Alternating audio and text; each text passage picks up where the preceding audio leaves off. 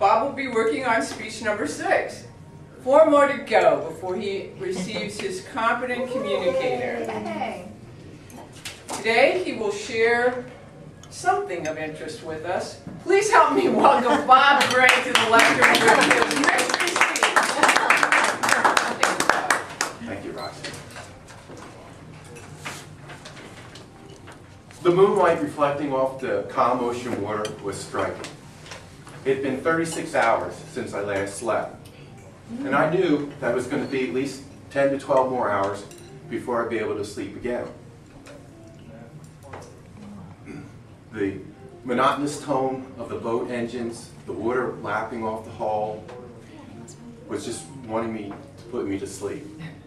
But I knew it was very important for the 5 of us on the boat to make sure that we kept our eyes open for anything that we could run into that would sink the boat. The captain, in his infinite knowledge, decided to turn off the radar to save energy. It was one bad decision in a string of many decisions he made that day. I started this speech as my second speech, but was unable to finish it because of some technical problems with the timing lag. When I left you in that speech, the captain was in the bottom of the boat, on his knees, screaming, "Cut the line, cut the line." I was on one side with the fishing pole, and there was a tuna fish on the other side, and the monofilament line had gone down to the end of his fingers, cutting through his phone. And I knew if we didn't cut the line, his new nickname was going to be Stumpy. After attending to the captain's needs, the captain informed all of us we were done fishing for the day. He says, "We have to get back to dock." It was evident he was shook and was in significant pain. So off we go. We crank up the boat, and we're going full speed ahead back to the dock. And every 10 minutes, unsolicited, the captain would put his fingers up to his mouth and say, "I have no feeling in my fingers." And this went on for an hour.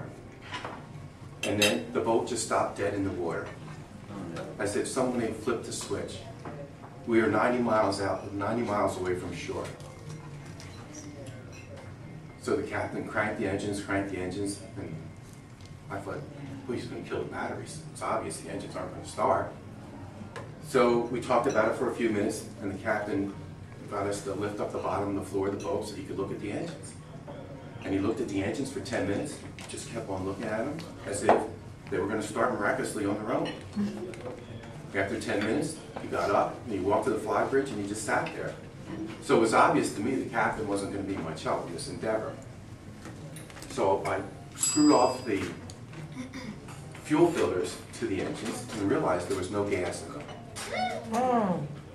So I went back to the captain and I said, "Captain, we're out of gas."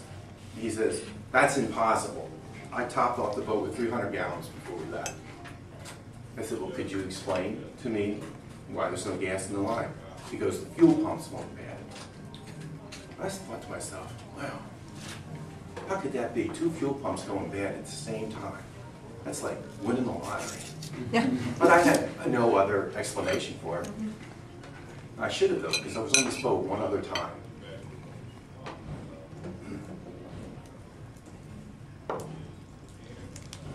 With that, after a 45-minute discussion, the captain gave one last shot at cranking the boat over, and one of the engines happened to catch.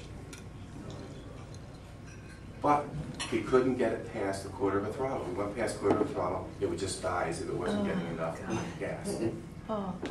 So we set out to go the 90 miles at 5 to 8 miles an hour. Now the one smart thing the captain did do was he did call the Coast Guard and let the Coast Guard know where we were, what our position is, and what our situation was.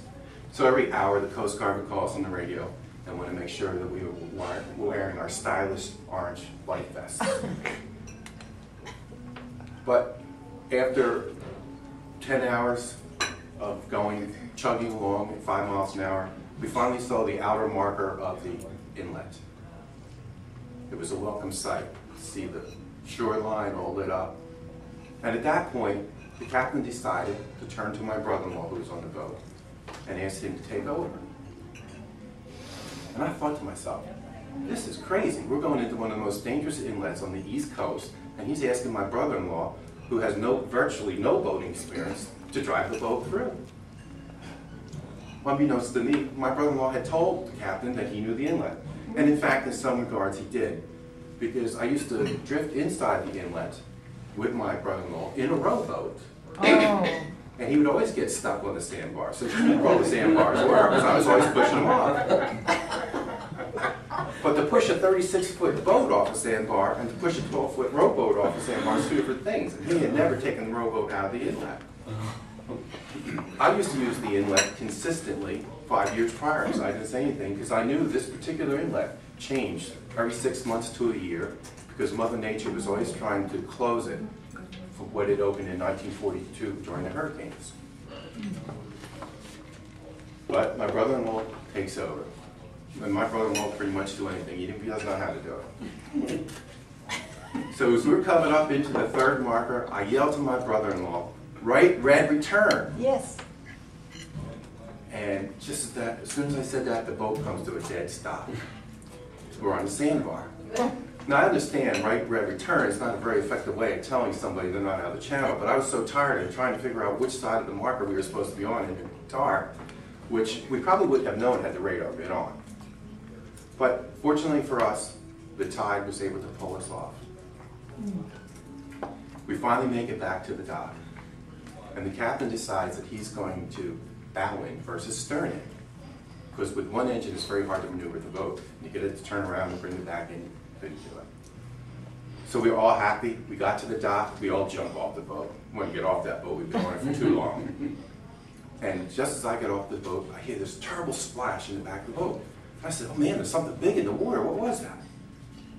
And next thing I hear, "Man overboard."